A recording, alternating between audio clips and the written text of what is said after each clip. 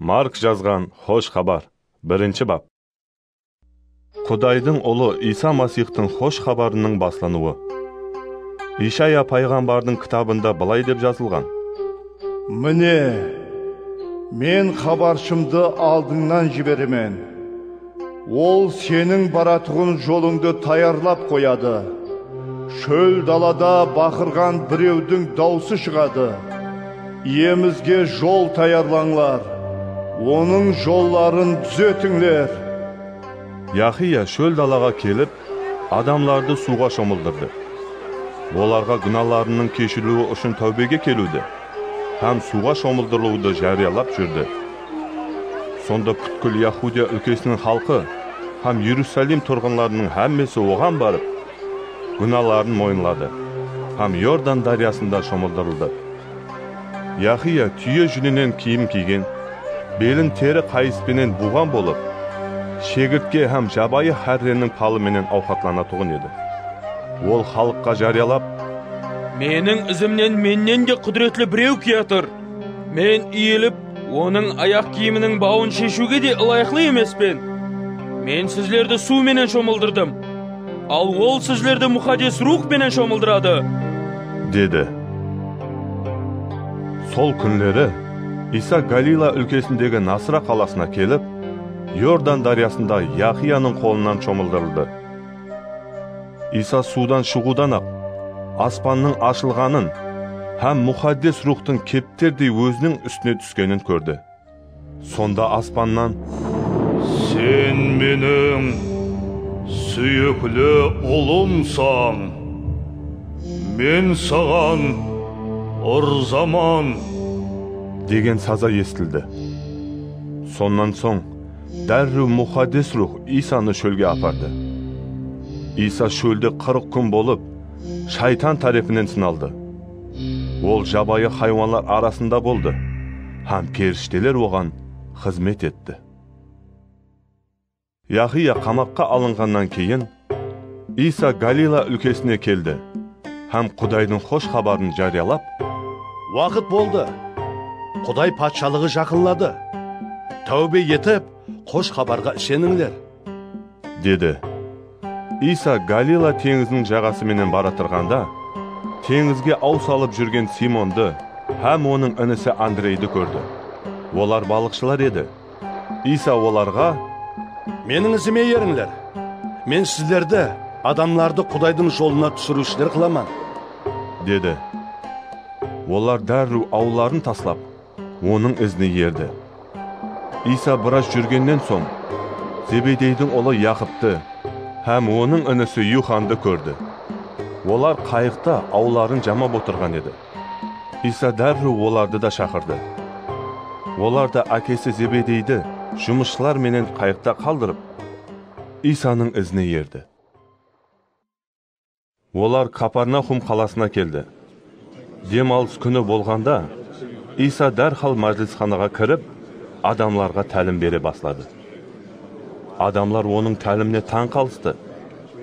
Себебі ол діни мұғалімдер сияқты емес, ал өз билігіменен тәлім берді. Сол уақытта олардың мәжілісханасында жауыз рухлы бір адам болып, ол: Насыралы Иса, біздерменен не жұмысың бар? Сен біздерді жоқ етуге келдің бе? Сенің кім екеніңді білемен. Сен Құдайдың мұқаддесісің, деп бақыра баслады. Бірақ Иса жауыз рухқа кейіп: үніңді өшірде, оннан шығып кет, деді. Жауыз рух адамды қалтыратты да, қатты бақырып, оннан шығып кетті. Әмме таң қалысып, өзара: бұл не? Бұл қандай құдіретлі жаңа талимат? Оның бұйрығына жауыз рухлар да бойсынады ғой, десті. Иса хақында хабар тез арада бүткіл Галила өлкесінің һәмме жеріне тарқалды. Мәжілісханадан шығудан ақ, Иса Яқып һәм Юхан менен бірге Симон һәм Андрейдің үйіне келді. Симонның қайненесінің ысылығы көтеріліп, ауырып жатырған еді. Олар Исаға ол хақында дәрру айтып берді. Иса хаялдың қасына барып, қолынан ұслап тұрғызғанда, оның ысылығы түсіп, оларға қызмет етті. Құяш батып кеш түскенде, адамlar Исаға барлық ауырған һәм жын орғанларды алып келді. Бүткіл қала халқы есік алдында жиналды. Ол һәр түрлі ауру менен ауырған көп адамларға шипа берді, һәм көп жынлерді қуып шығарды. Иса жынлердің сөйлеуіне рұқсат бермеді, өйткені жынлер оның кім екенін білетұғын еді. Таң азанда Иса ерте тұрып үйден шықты. Бір өзі аулақ жерге кетіп, сол жерде дуа етті. Симон һәм оның қасындағылар оны ізлеп шықты. Оны тапқаннан соң, оған Һәмме сені ізлемекте. десті. Ол жауап беріп, Жүріңлер, жақын жайласқан қалаларға барайық. Мен ол жерлерде де уаз айтуым керек. Себебі мен сол үшін келгенмін. деді. Солай етіп, Иса бүткіл Галила өлкесін аралап, олардың мәжілісханаларында уаз айтып, жынлерді қуып шығарды. Мақау кесел болған бір адам Исаға келіп, оның алдында тізе бүкті, һәм оннан, Егер сен қалесең, мені мақау кеселден тазалай аласың ғой, деп өтінді. Исаның жаны ашып, қолын созып, оған тигізді де, Қалеймен, тазалан. деді. Дәрхал сол адамның мақау кеселі кетіп, тазаланды. Иса қатаң ескертіп, оны дәрхал жіберді де, Абайла, ешкімге еш нәрсе айтушы болма. Бірақ руханиге барып, өзіңді көрсетті.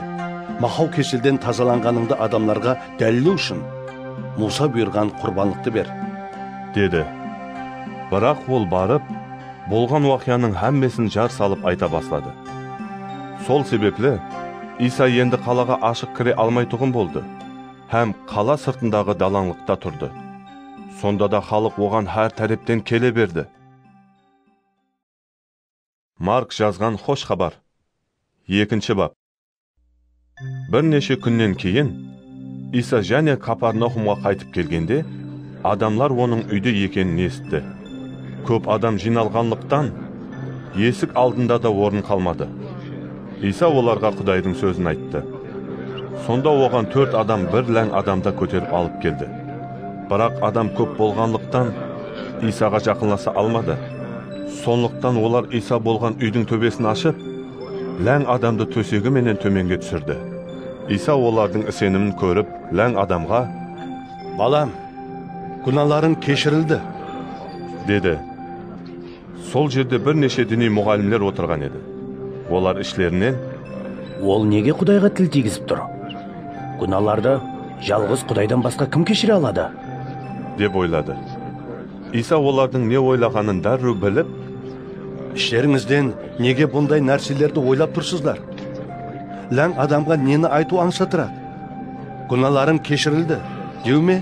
Ямаса, орнынан тұрып, төсегіңді алып жүр деу ме?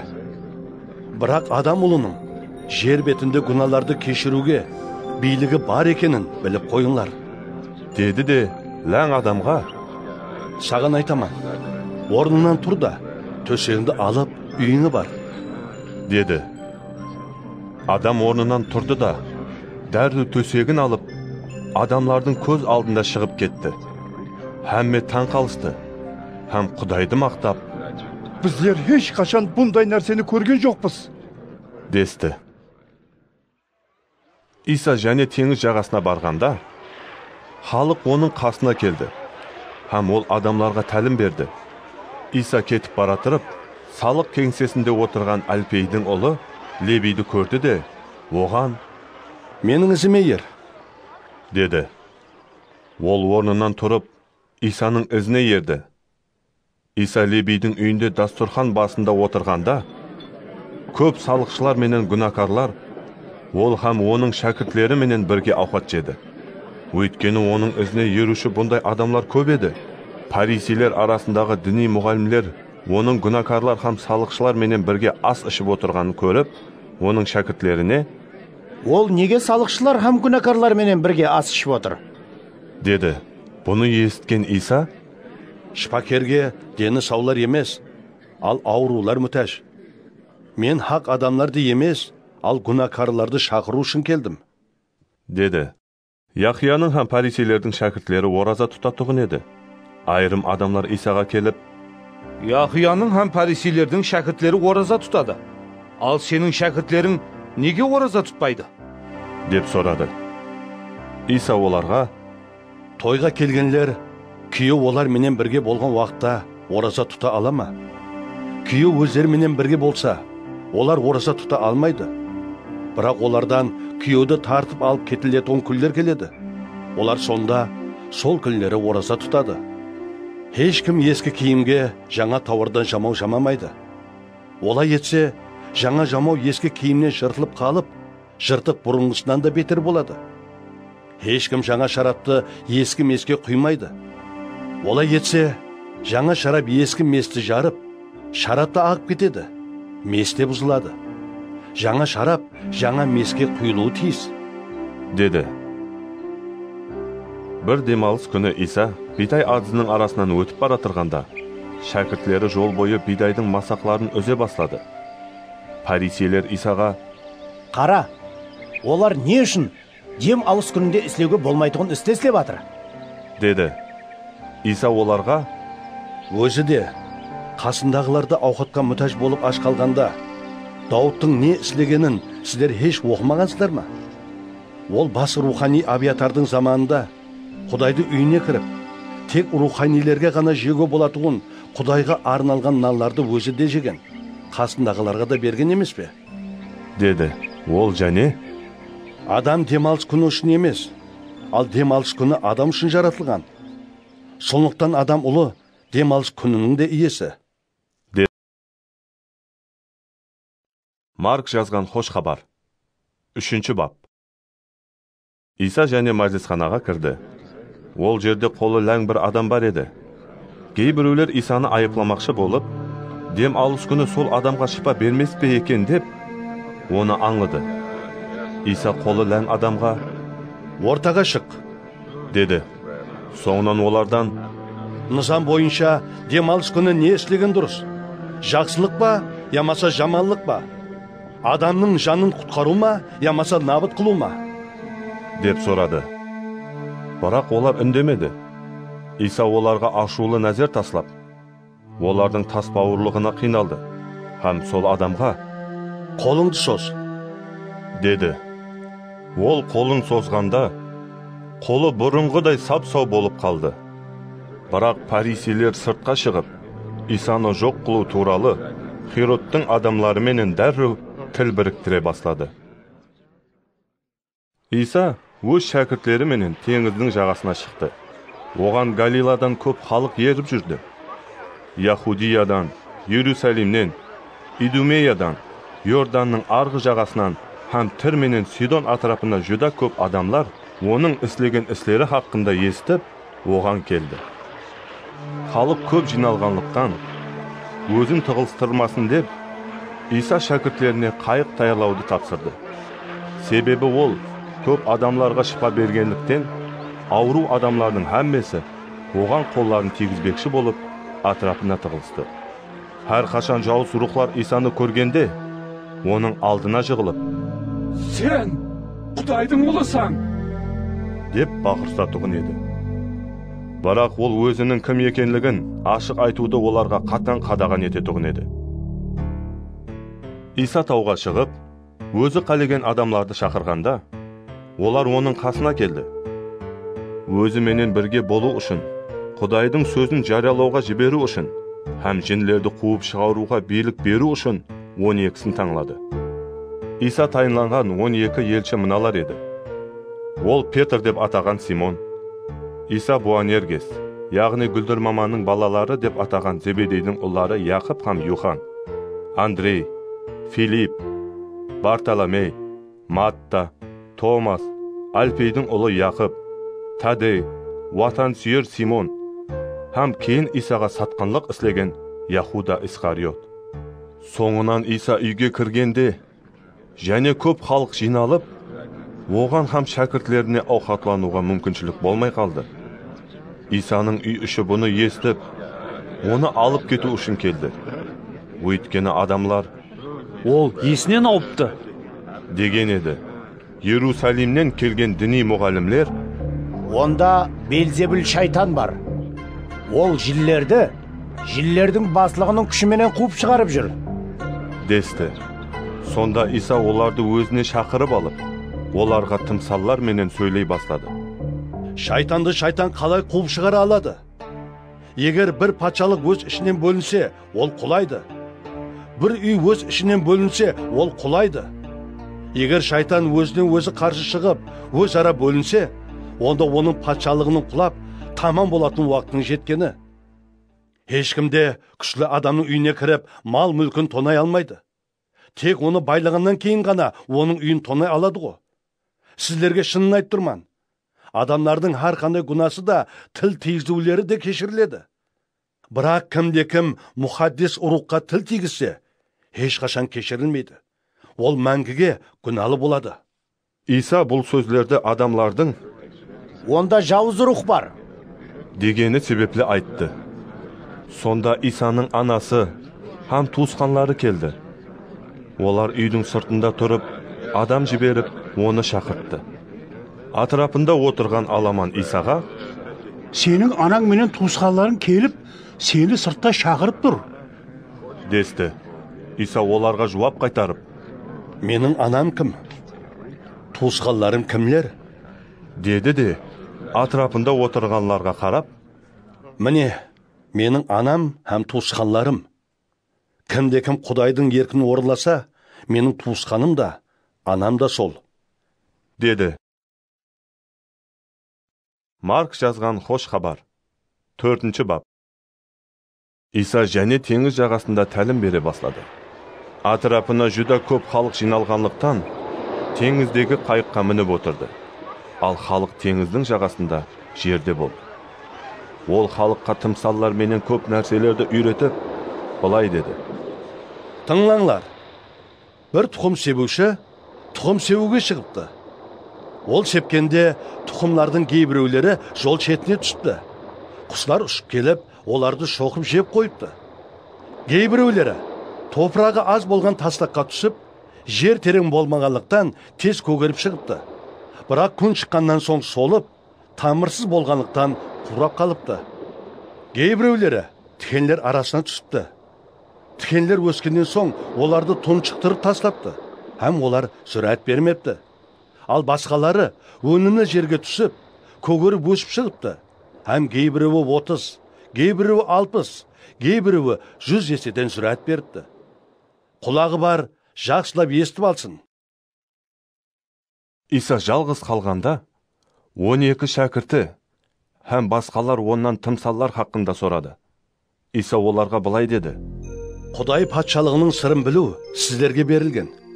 Ал сырттағы басқа адамларға әммесі тымсаллап айтылады. Солай етіп, олар қараса да көрмейді, естісе де түсінбейді, қайтып келіп кешірілмейді. Иса оларға былай деді: Сіздер бұл тымсалды түсінбейсіздер ме? Онда басқа барлық тымсалларды қалай түсінесіздер? Тұқым себуші Құдайдың сөзін себеді. Кейбір адамлар жол шетіне себілген тұқымларға ұқсайды. Олар Құдайдың сөзін естуден ақ, шайтан келіп, олардың кеуіліне себілген сөзді алып кетеді. Базылар таслақ жерге себілген тұқымларға ұқсайды. Олар сөзді есткен уақытта оны қуанышпенен қабыл етеді. Бірақ тамырсыз болғанлықтан тұрақсыздық етіп, сөз үшін азап шегуге, ямаса қудалануға тура келгенде, тез сенімнен қайтады. Айырымлар тікенлер арасына себілген тұқымларға ұқсайды. Олар сөзді естісе де, бұл дүнияның тәшвішлері, байлыққа алдану, һәм басқа да әуес болулар сөзді тұншықтырады. Сондықтан олар сүрәт бермейді. Ал басқалары өнімді жерге себілген тұқымларға ұқсайды. Олар сөзді естіп, оны қабыл етеді, һәм сүрәт береді. Біреулері 30, біреулері 60, біреулері 100 еседен береді. Иса оларға және былай деді: Кім шыраны ыдыстың, ямаса кәттің астына қоюшына келеді? Керісінше, оны шыра қойғышқа қоюшына келмейме? Себебі, ашылмайтын ешқандай сыр, білінбейтін ешқандай жасырын нәрсе жоқ. Естуге құлағы бар естісін. Иса давам етіп, оларға былай деді: Есткенлеріңізге кеуіл аударыңлар. Сіздер қандай өлшемменен өлшеп берсеңлер, Құдай да сіздерге сондай өлшемені өлшеп береді. Хәтте сіздерге қосымша етіп те береді. Кімде бар болса, оған қосымша етіп беріледі. Ал кімде жоқ болса, оның бары да тартып алынады. Соң Иса: Аспан патшалығы мынаған ұқсайды. Бір адам жерге тұқым сеуіпті. Ол түн болғанда ұйықтапты. Күндіз болғанда ояныпты. Бірақ тұқымның қалай көгеріп өскенін білмепті. Өйткені жер өз-өзінен жүрәт береді. Дәстеп көк шығып, соңынан масақ, ал оннан соң масақ ішінде дән өнеді. Ал егін пісіп жетіліскенде, сол адам дәрі оруға кіріседі. Себебі ору мәхәлі келді. Деді. Иса тағы былай деді: Құдай патшалығын неге ұқсатайық? Оны қандай тымсалменен түсіндіруге болады? Ол қышқыл тұқымға ұқсайды. Жерге себілгенде, бұл тұқым жер жүзіндегі барлық тұқымлардың ең кішісі болады. Бірақ ол себілгеннен соң өсіп, шақалары жайылып, барлық шөплерден үлкен болады. Һәм оған аспан құслары ұшып келіп, саялы шақаларына ұя салады. Иса осындай көп тымсаллар менен халыққа түсіне алғанынша сөз айтты. Оларға тымсалсыз еш нәрсе айтпады, ал шәкіртлеріне аулақта һәммесін түсіндірді. Сол күні кеште Иса шәкіртлеріне: Теңіздің арғы жағасынан өтейік, деді. Олар халықты қалдырып, Исаны отырған қайығы менен алып кетті. Оның менен бірге басқа қайықлар да бар еді. Сонда күшті дауыл көтеріліп, толқынлар қайықты соққылағанда, қайық суға тола бастады. Ал Иса қайықтың артқы жағында басына дастық салып, ұйықтап жатыр еді. Шәкіртлері оны оятып: Ұстаз, біздер өлетұғын болдық қо. Бұл саған бәрібір ме? деді. Сонда ол тұрды да, самалға тыйым салып, теңізге: Тоқта, тынышлан, деп бұйырды. Сонда самал тоқтап, ауыр тынышлық орнады. Иса оларға: Неге бұншама қорқасыздар? Елі сенімлеріңіз жоқ ба? деді. Бірақ олар қатты қорқысып, бір-біріне: Самалды да, теңізді де өзіне бойсындыратын бұл кім? десті. Марк жазған хош хабар, 5-ші бап. Олар теңіздің арғы жағасындағы Гадара өлкесіне келді. Иса қайықтан түскенде, дәрі оның қарсы алдынан қабірлердің арасы менен кятырған жауыз рухқа шалынған адам шықты. Бұл адам қабірлер арасында жасап, оны ешкім шынжырменен де байлап таслай алмаған еді. Неше рет шынжырласа да, кісенлесе де, ол әр қашан шынжырларды үзіп, кісенлерді сындырып таслайтұғын еді. Оны бойсындыруға ешкімнің күші жетпейтұғын еді. Ол күні-түні қабірлер арасында һәм таудың етеклерінде бақырып, өзін тасларменен жарақатлайтұғын еді. Ұзақтан Исаны көрген ол жуырып келді де, аяғына жығылып: Құдіретлі Құдайдың ұлы Иса, менің не жұмысың бар? Құдай үшін өтінемін, мені қинама, деп қатты бақырды. Өйткені Иса: Ей жауыз рух, бұл адамнан шығып кет, деген еді. Сонда Иса оннан: Атың кім? деп сұрады. Ол: Менің атым үлкен топар, себебі біздер көппіз, деді. Һәм өздерін бұл жерден басқа жаққа жібермеуін өтініп, оған қатты жалынды. Сол жердегі таудың етегінде үлкен шошқа падасы жайылып жүрген еді. Жауыз рухлар Исаға жалынып: біздерді сол шошқаларға жібер, оларға кірейік, деді. Иса оларға рұқсат етті. Сонда жауыз рухлар сол адамнан шығып, шошқаларға кірді. Һәм 2000-ға шамалар шошқа падасы жуырсып, тік жардан теңізге түсті де батып кетті. Шошқа бағушылар қашып кетіп, қала һәм ауылларға барды да, болған уақияны айтып берді. Адамлар не болғанын көру үшін келді. Олар Исаның қасына барып, бұрын үлкен жын топары ұрған адамның ақыл есі кіріп, киініп отырғанын көргенде қорқып қалысты. Болған уақияны көргенлер жын ұрған адамға һәм шошқаларға не болғанын оларға айтып берді. Сонда адамлар Исадан олардың өлкесінен кетуін өтіне бастады. Иса қайыққа мінгенде жиннен азат болған адам оған Сенің менен бірге барайын. деп жалынды. Бірақ Иса оған рұқсат етпей, Үйіңе, жақынларыңның қасына қайт. Иеміздің саған не істегенін, һәм оның саған қандай мейірім шапат көрсеткенін оларға айтып бер. деді. Ол адам сол жерден кетіп, Исаның оған не істегенін Декаполиске барып жариялай бастады. Естігендердің әммесі таң қалысты. Иса қайықпенен және арғы жағаға өткенде, атырапына көп адам жиналды. Ол жағада тұрғанда, Яир атлы мәжілісхана басшыларының бірі келді. Ол Исаны көріп, аяғына жығылды да, Кішкене қызым өлім төсегінде жатыр. Сен келіп, оның үстіне қолыңды қой, ол шипа тауып тірі қалсын. деп қатты жалынды. Иса оның менен бірге кетті. Ізіне көп халық еріп, тығылыстырып жүрді. Сол жерде 12 жыл бойы қан кетіп ауырған бір хаял бар еді. Ол талай шипакерлерден көп азап шеккен еді. Һәм бүткіл мал мүлкін сарқылаған болса да, еш шипа таппай, ауқалы бұрынғысынан бетер болған еді. Хаял Иса хақында естіп, адамлардың арасы менен оның арқа бетінен келді де, киіміне қолын тигізді. Өйткені ол ішінен Оның киіміне ғана қол тигізсем, шипа табамын деген еді. Сол уақытта хаялдың қан кетуі тоқтады. Һәм ол денесінің шипа тапқанын сезді. Сонда Иса өзінен күш шыққанын дәрру біліп, халыққа бұрылды да, Менің киіміме кім қолын тигізді? деп сұрады. Шәкіртлері оған, Халықтың сені тығылыстырып киятырғанын көріп тұрып, неге менің киіміме кім қол тигізді деп сұрайсың? деді. Бірақ Иса бұны кім істегенін көру үшін атырапына қарай бастады. Сонда өзіне не болғанын білген хаял, қорқып һәм қалтырап, оның алдына келді де, аяғына жығылып, бар хақиқатты айтып берді. Иса оған, Қызым, сенімің сені құтқарды. Тынышлық пенен бара бер. Енді дәртіңнен азап шекпейсің. деді. Ол еле ұсыларды айтып тұрғанда, мәжілісхана басшысының үйінен адамлар келіп, Қызыңыз өлді.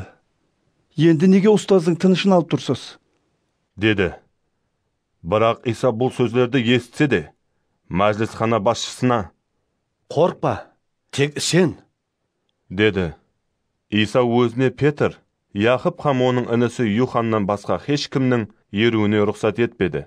Олар мәжілісхана басшысының үйіне келгенде, дауыс шығарып қатты жыласып тұрған адамларды көрді. Иса ішке кіріп, Неге қайғырып жылап тұрсыздар? Қыз өлген жоқ. Ол тек ұйқылап жатыр. деді. Олар Исаның үстінен күлді. Бірақ ол әммені шығарып жіберіп, өзіменен бірге қыздың ата-анасын һәм шәкіртлерін алып, қыз жатырған бөлмеге кірді. Қыздың қолынан ұслап, оған, Талита куми, деді. Бұл, қызым саған айтаман, түргел, дегенді білдіреді. Қыз дәрру орнынан тұрып, жүре баслады. Оның жасы 12-де еді. Бұны көргенлер қатты таң қалысты. Иса оларға бұл хақында ешкімге айтпауларын қатаң бұйырып, қызға ауқат беруді тапсырды. Марк жазған хош хабар. 6 бап. Иса сол жерден шығып, өзі өскен қалаға келді. Оның ізіне шәкіртлері де ерді. Демалыс күні болғанда, ол мәжілісханада тәлім бере бастады. Оны тыңлаған көп адамлар таң қалысып, Олардың бәрін ол қайықтан алған. Оған бұндай даналықты кім берген? Осындай караматлар оның қолыменен қалай істелінбекте? Ол ағаш ұстасы емес пе? Ол Мариямның ұлы, Яқып, Иосес, Яқуда һәм Симонлардың ағасы емес пе? Оның қарындаслары да осы жерде, біздердің арамызда емес пе? десіп, оны тән алмады. Иса оларға, қадірленбейтін пайғамбар жоқ. Ол тек өз ватанында, ағайын туысқандарының арасында, һәм үйінде ғана қадірсіз, деді. Иса ол жерде тек бірнеше ауру адамлардың үстіне ғана қолын қойып, шипа берді. Бірақ басқа караматлар істей алмады, һәм олардың сенімсіздігіне хайран қалды. Soğunan İsa sol atraptағы ауылларды aralab, ta'lim berdi. 12 şakirtin çakırıp alıp, onlarda екеу-екеуден жібере бастады. Hem onlarga жауыз ruhларды қуып шығаруға билік берді. Оларға: Жолға жалғыз таяқтан басқа еш нәрсе, нан да, дорба да, қалталарыңызға ақша да алмаңлар. Аяқларыңызға аяқ киім кисеңлер де, артық киім алмаңлар. деп бұйырды. Ол және: Bir жерлерде қайсы үйге кірсеңіз, ол жерден шығып кеткеніңізше, сол үйде болыңлар. Егер бір жерде сіздерді қабыл етпесе, һәм сөздеріңізді тыңламаса, сол жерден шығып баратырып, оларға ескерту ретінде аяқларыңыздағы шаңды қағып кетіңлер. Деді. Шәкіртлер барып, халыққа тәубе етуді жариялап жүрді. Һәм көп жүнлерді қуып шығарып, көп ауру адамларды майменен сылап, оларға шипа берді. Патша Хирод İsa туралы естті. Себебі оның аты һәммеге белгілі болған еді. Кейбіреулер: Бұл өлімнен қайта тірілген шомылдырушы Яхия, сондықтан да ол осындай караматлар істемекте. десе, bazılar: Бұл Ильяс. десті. Тағы басқалар: Ол бұрынғы пайғамбарлар сияқлы бір пайғамбар. десті. Ал бұны естіген Хирод: Мен басын кестірген Яхия тіріліп келіпті. деді. Хирод өз інісі Филиптің хаялы, Хиродияға үйленгенлігі себеплі адам жіберіп, Яхияны ұслатып байлатты да, оны қаматып таслады. Өйткені Яхия оған: Туысқаныңның хаялын алуың низамға туры келмейді деген еді. Ал Хиродия кек сақлап, Яхияны өлтіруді ойлап еді, бірақ өлтіре алмады. Себебі Хирод Яхияның хақ һәм мұхаддес адам екенін біліп, оннан қорқып, оны қорғайтұғын еді. Ол Яхияның сөздерін естігенде қатты тынышсызланса да, оларды қызығушылықпенен тыңлайтұғын еді. Күнлердің бірінде қолайлы жағдай туылды. Хирод туылған күнінде сарай хамелдарларына, әскер басшыларға һәм Галила өлкесінің басшыларына зияфат берді. Сонда Хиродияның қызы келіп ойынға түсіп, Хиродтың һәм оның қонақларының кеуінен шықты. Хирод қызға: Менен не тілесеңді сора, беремен. деді. Және де қызға ант ішіп: Не тілесеңді һәммесін беремен. Патшалығымның ярымын да беремен. деді. Қыз сыртқа шығып анасына: Не сорайын? деді. Анасы: Шомылдырушы Яхияның басын сора. деді. Қыз дәрру асығыслықпенен патшаға келді де: Маған тап hazır шомылдырушы Яхияның басын алдырып, табаққа салып беруіңізді қалеймен. деді. Патша бұған қатты қиналса да, өзі ант ішкенліктен һәм қонақлары себеплі қыздың тілегіне қарсы тұра алмады. Сондықтан патша сол уақытта жәлладын жіберіп, Яхияның басын әкелуді бұйырды.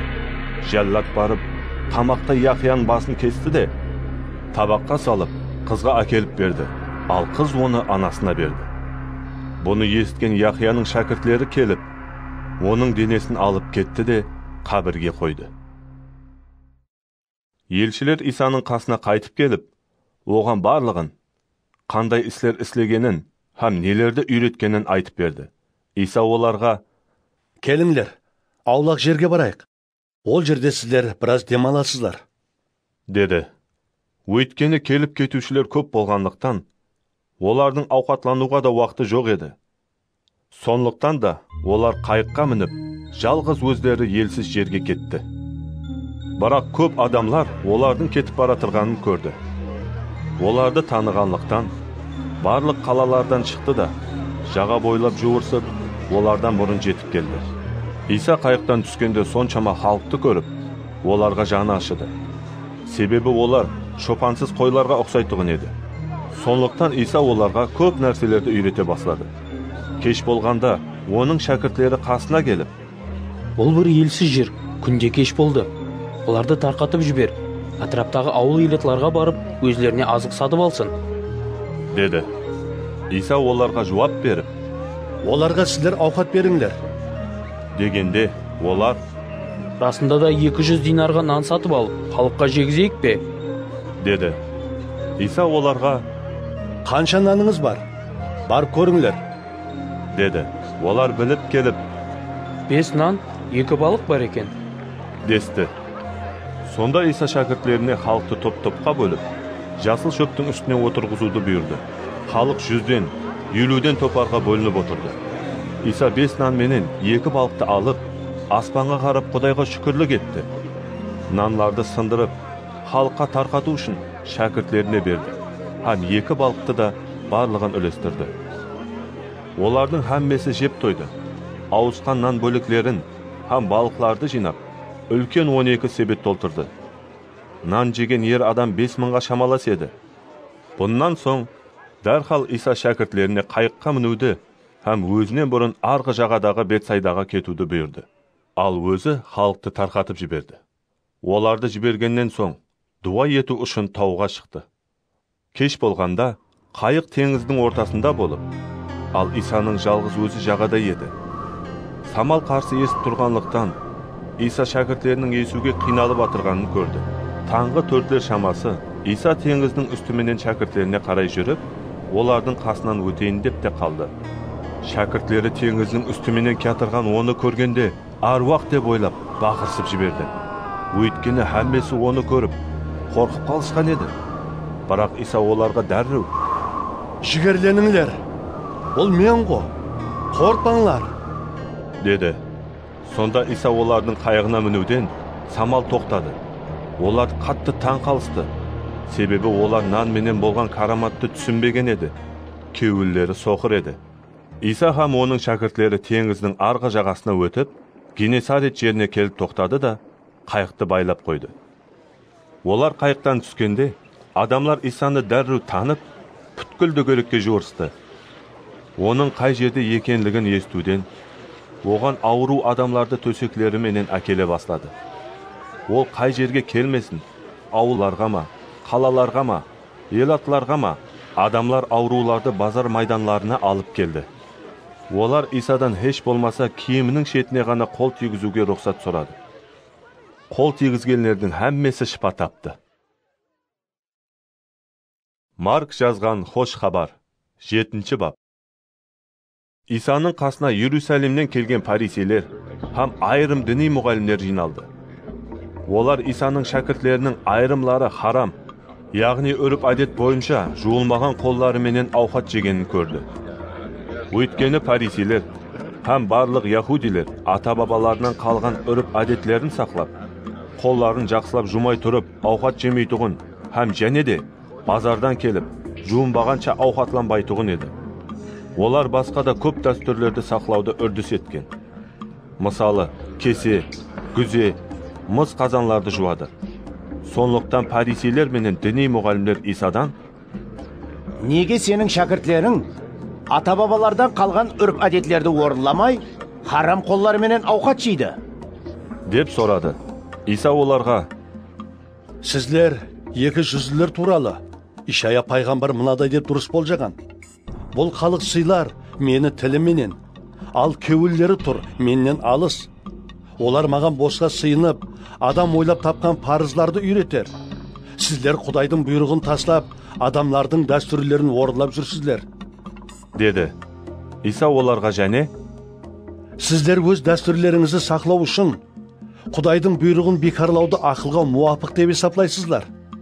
Муса ата-анаңды hürmetle, кім-де-кім ата-анасына жаман сөз айтса өлтірілсін деген.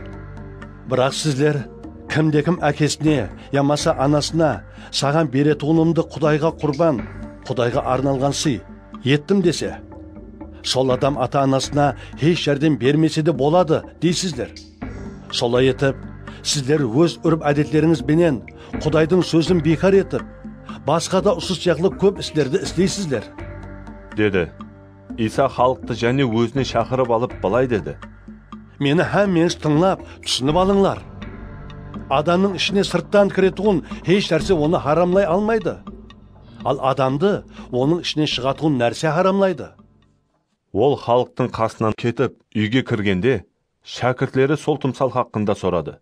Иса оларға: Елі сіздерде түсінбедіңдер ме? Адамның ішіне сырттан кіретұғын еш нәрсе оны харамлай алмайтұғын түсінбейсіздер ме?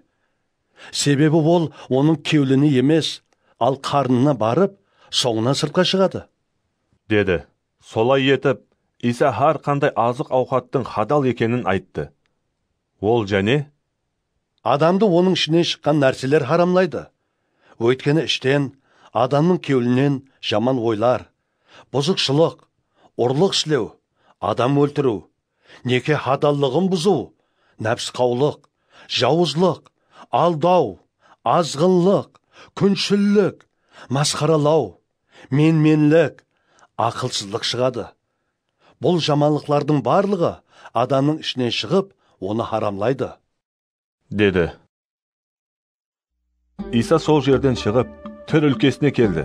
Ол бір үйге кірді. Хам бұны ешкімнің білгенін қалемеді. Бірақ жасырына алмады.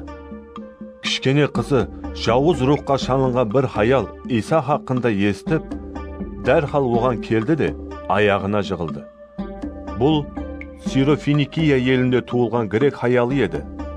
Ол Исадан қызындағы жынды қуып шығаруды өтінді. Ал Иса оған: Бірінші балаларды тойдыру керек. Балалардың нанын алып, итлерге ташлау дұрыс емес. Деді. Хаял жауап беріп: Дұрыс, ием. Бірақ итлер де дастарханнан түскен балалардың нанының ұсақларын жейді ғой. Деді.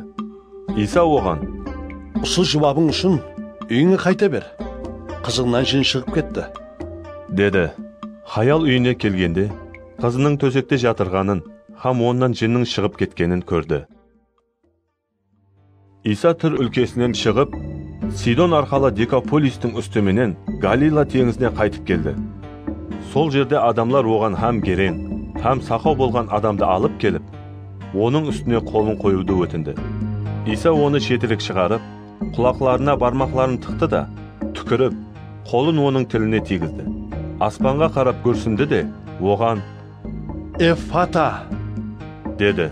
Бұл ашыл дегенді білдіреді. Сол уақытта адамның құлақлары ашылды. Хам ол тілге кіріп, дұрыс сөйлей бастады. Иса адамларға бұл хақында ешкімге айтпауды бұйырды. Бірақ ол оларға қанша тыйым салса да, олар және де көбірек жая берді. Адамлар қатты таң қалысып: Ол әммесін жақсы істейді. Келіңлерді естетіғын, көңілеклерді сөйлейтіғын қылады. Десті. Марк жазған Хош хабар, 8-ші бап. Сол күнлері көп халық жиналды. Олардың жейтұғын еш нәрсесі болмағандықтан, Иса шәкіртлерін қасына шақырып алып: Халыққа жаным ашып тұр. Олар 3 күннен бері менің қасымда болып, жейтұғын еш нәрсесі жоқ. Егер оларды аш халында үйлеріне жіберсем, жолда әлсіреп қалады. Және де олардың кейбіреулері ұзақтан келген ғой. Деді. Шәкіртлері оған жауап беріп: Кім осындай бір елсіз жерді соншелі адамды тойдыру үшін таба алады? Деді. Иса олардан: Неше наныңыз бар? Деп сұрады. Олар: 7 деп жауап берді. Сонда Иса халыққа жерге отыруды бұйырды. 7 нанды алып, Құдайға шүкірлік етті, һәм тарқату үшін шәкіртлеріне сындырып берді. Шәкіртлері халыққа тарқатты. Оларда және бірнеше кіші балықта бар еді. Иса Құдайға шүкірлік етіп, оларды да тарқатуды бұйырды. Халық жеп тойды, һәм ауысып қалған бөлеклерді жинап, 7 себет толтырды. Ол жерде 4000-ға шамалас адам бар еді.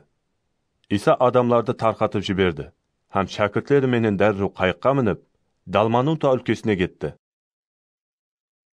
Парисилер Исаға келіп, оның менен тартыса бастады. Һәм оны сынап көру үшін аспаннан караматлы белгі көрсетуін талап етті. Иса ауыр күрсініп: Неге бұл әулет караматлы белгі талап етіп атыр? Шынын айт тұрман. Бұл әулетқа ешқандай караматлы белгі көрсетілмейді. Деді. Соңынан оларды қалдырып, және қайыққа мінді де, арғы жағаға кетті. Шәкіртлері өздері менен бірге нан алуды ұмытып кетіп, қайықта тек қана бір нан бар еді. Иса оларды ескертіп: Абайлаңлар, парисейлердің һәм Хиродтың ашқысынан сақ болыңлар. Деді. Олар: Нанымыз жоқ болғанлықтан осылай деді. Деп, өзара сөйлесе бастады. Иса бұны біліп, олардан: Неге сіздер наныңыздың жоқлығын айтысып тұрсызлар? Еліге дейін көрмей, һәм түсінбей тұрсызлар ма? Еліге дейін кеуілеріңіз соқыр ма? Неге көздеріңіз бола тұра көрмейсіздер? Құлақларыңыз бола тұра естпейсіздер? Естеріңізде жоқ па? Мен 5 нанды 5000 адамға сындырып бергенімде, ауысқан бөліклерді жинап, неше себет толтырдыңлар? Деп сұрады. 12. Деп жауап берді олар. Иса және: Мен 7 нанды сындырып, 4000 адамға бөлістіргенімде, ауысқан бөліклерді жинап, неше себет толтырдыңлар? Деп сұрады. 7. Деп жауап берді олар. Иса оларға: Сонда еледе түсінбедіңдер ме? Деді. Иса шәкіртлері менен Бетсайдаға келгенде, адамлар Исаға бір соқыр адамды әкеліп, оған қолын тигізуін өтінді. Иса соқыр адамның қолынан ұслап, оны ауылдың сыртына алып шықты.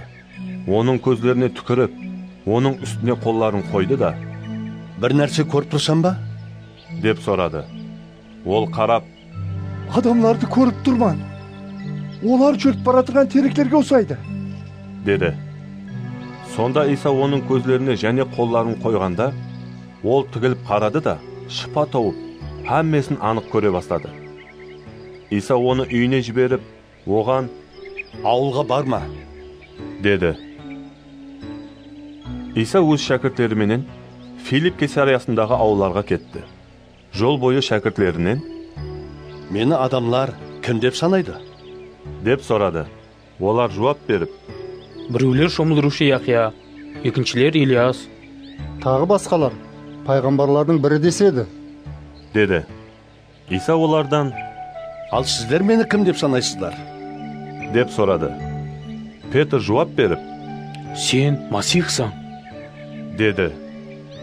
Сонда Иса оларға өзі хақында ешкімге айтпауды ескертті. Иса адам ұлының көп азап шегіп, ақсақаллар, бас руханилер, һәм діни мұғалімлер тарапынан қабыл алынбай, өлтірілетұғынын һәм 3-ші күні қайта тірілуі тиіс екенлігін оларға үйрете бастады. Ол бұл хақында ашық айдын айтты. Бірақ Петр оны шетке шақырып алып, қарсы сөйлей бастады.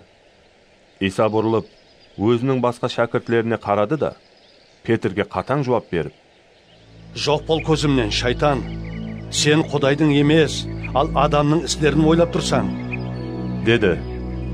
Соңынан Иса шәкіртлері менен халықты өзіне шақырып алып: Кімде-кім маған еріксі келсе, өзінен кешсін, һәм өз атанақ ағашын арқалап, менің ізіме ерсін. Себебі кімде-кім өз жанын сақламақшы болса, оны жоғалтады. Ал кімде-кім өз жанын мен һәм қош хабар үшін жоғалтса, оны сақлап қалады.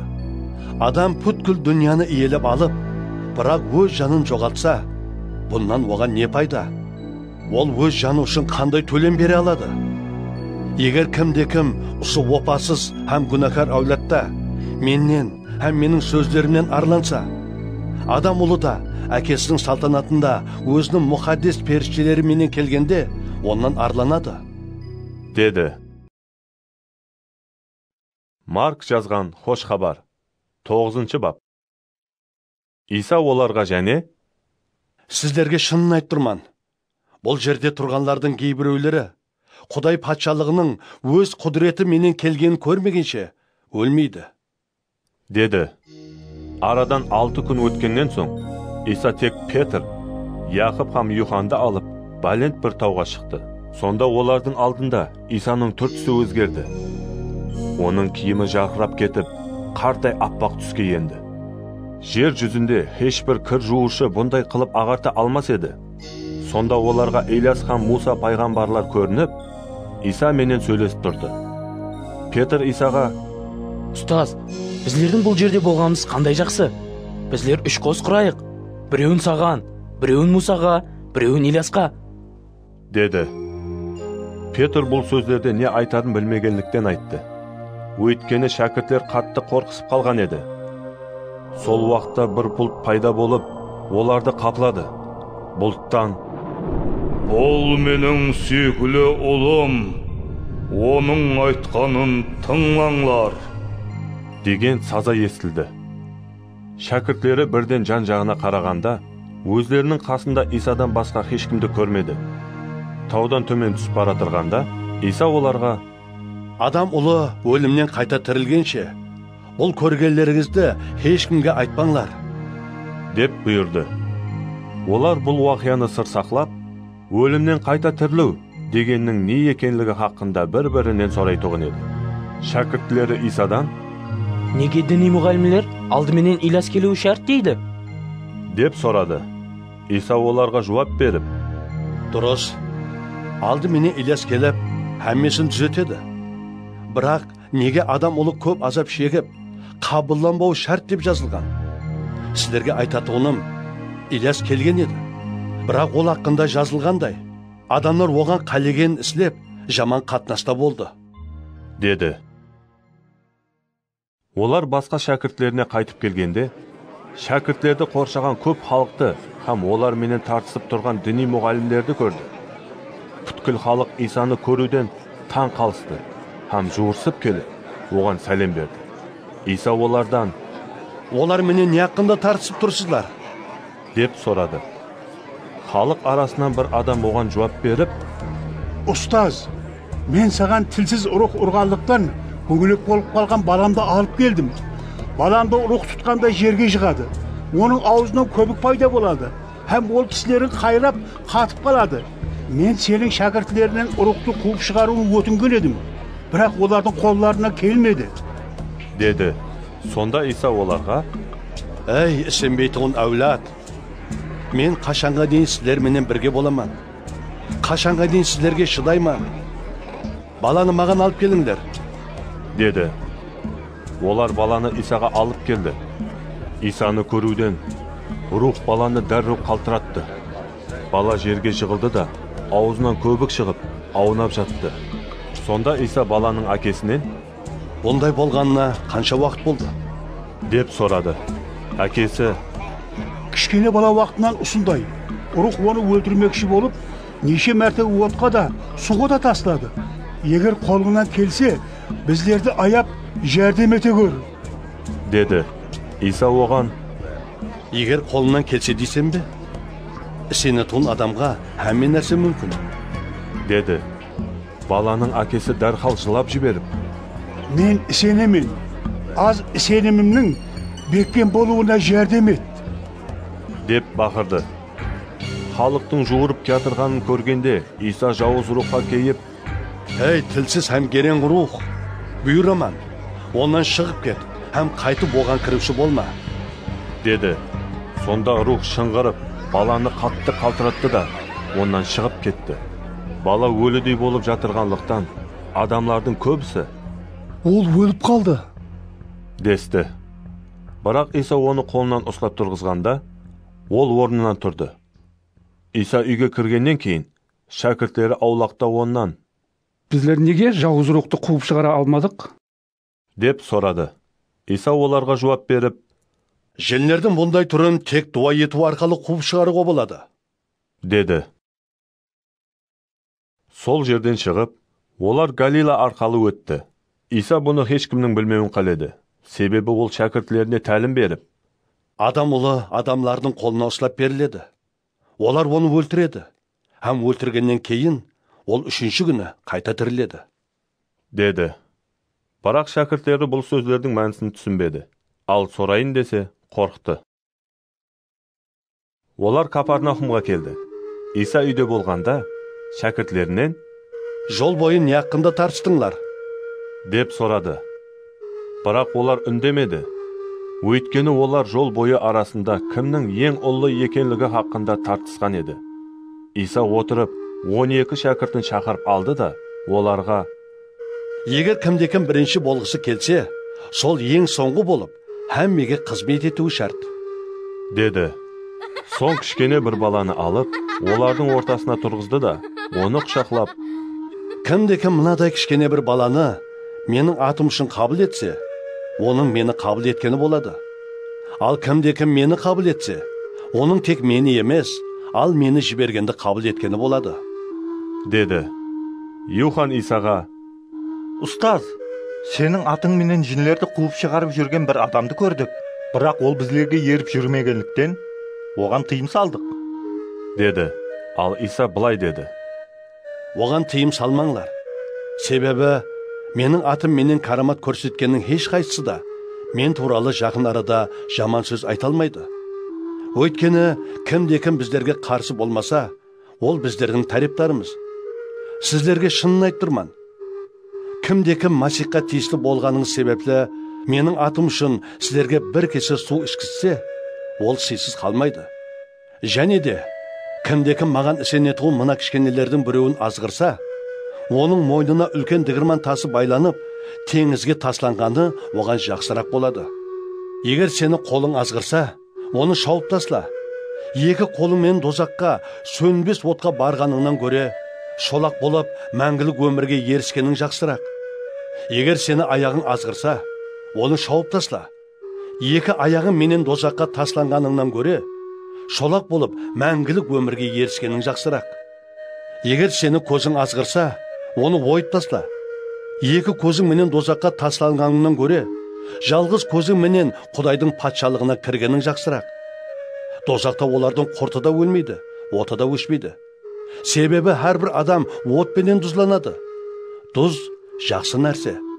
Бірақ тұз өз күшін жойса, оны қалай және шорлы қылуға болады. Өздеріңізде тұз болып, бір-біріңізбенен татулықта жасаңлар. Деді. Марк жазған хош хабар 10 бап. Иса сол жерді қалдырып, Яхудия өлкесіне һәм Йорданның арғы тарапына кетті. Оның жанына және көп халық жиналған еді. Һәм ол тағы әдеттегідей оларға тәлім берді. Исаға айрым фарисейлер келді, һәм оны сынап көрмекші болып, Ер адамның хаялы менен ажырасуы низамға туры келе ме? деп сұрады. Иса сұрауға сұрауменен жауап беріп, Муса сіздерге нені бұйырған еді? деді.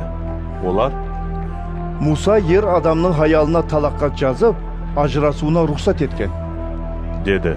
Иса оларға, Сіздер таспауыр болғанлықтан ол осы бұйрықты жазған еді. Бірақ жаратылыстың басында Құдай адамларды еркек һәм хаял қылып жаратқан.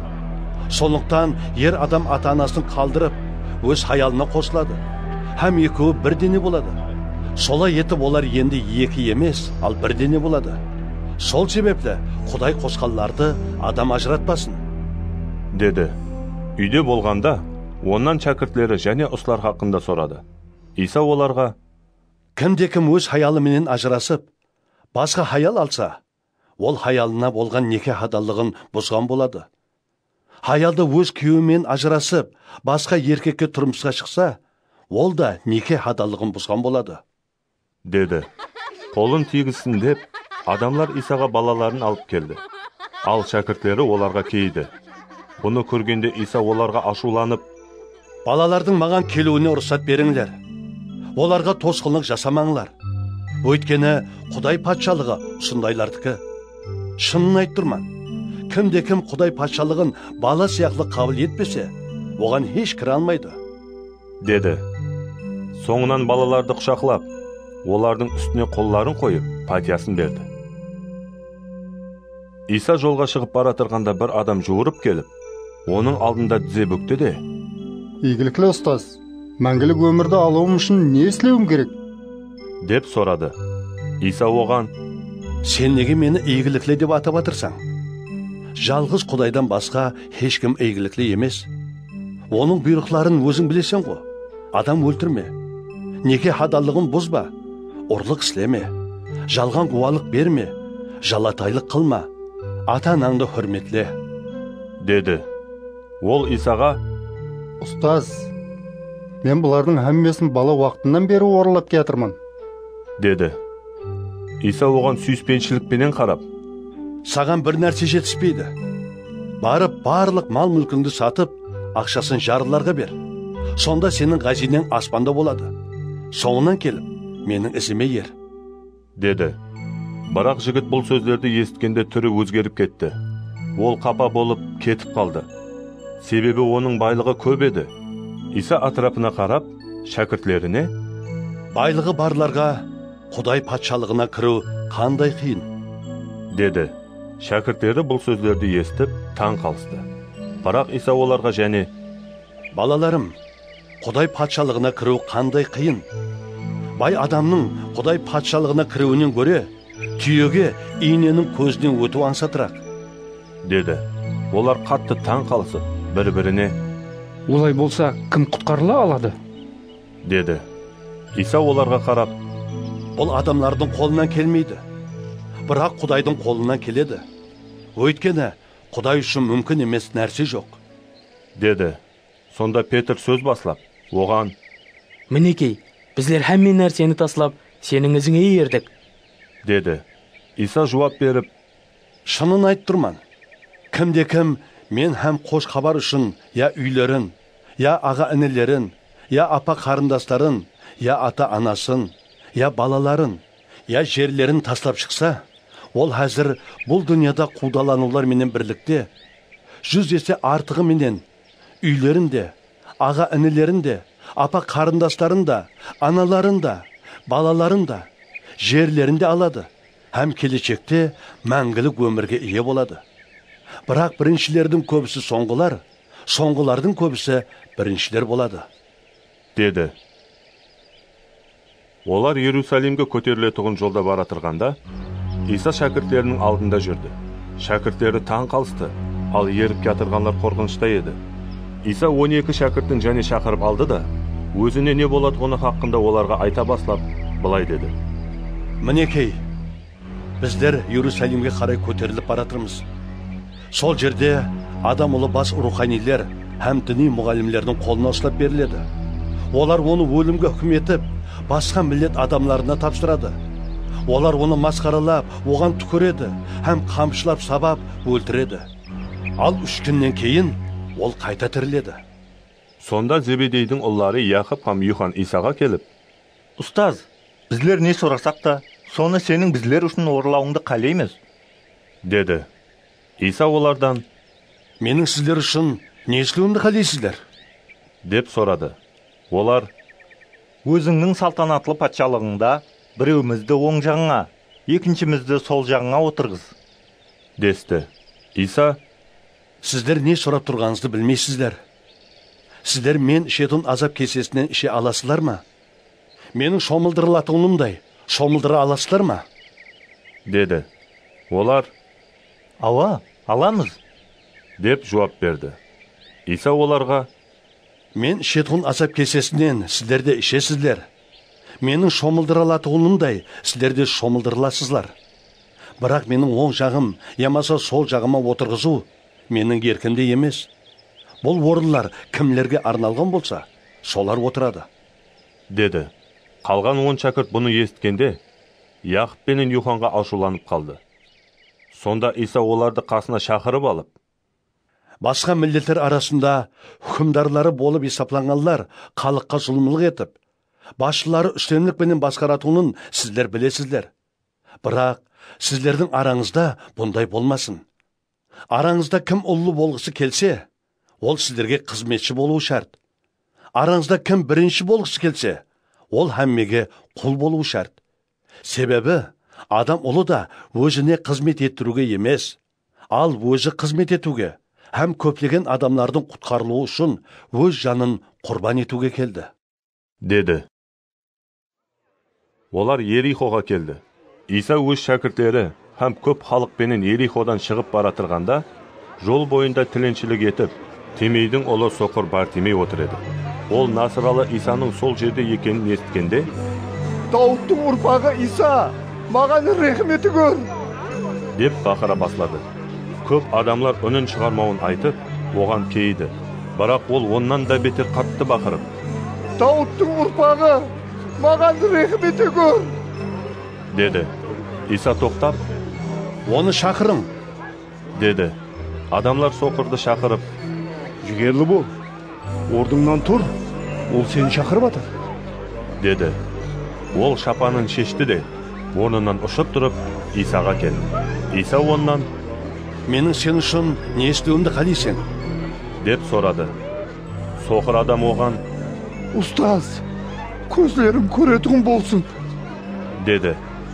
Иса оған: бар, сенімің сені құтқарды, деді. Сол уақытта соқырдың көзі қайтадан көретұғын болды. Ham ол Исаның ізіне еріп, жолға түсті. Марк жазған хош хабар. 11 бап. Олар Иерусалимге жағылап, Зайтун тауының етегінде Бетфаге һәм Бетания деген ауылларға келгенде, Иса шәкірттердің екеуін жұмсап, оларға былай деді. Қарсы алдыңыздағы ауылға барыңлар. Оған кіруден ақ, елі ешкім мінбеген байлаулы тұрған бір гүррені табасызлар. Оны шешіп алып келіңдер.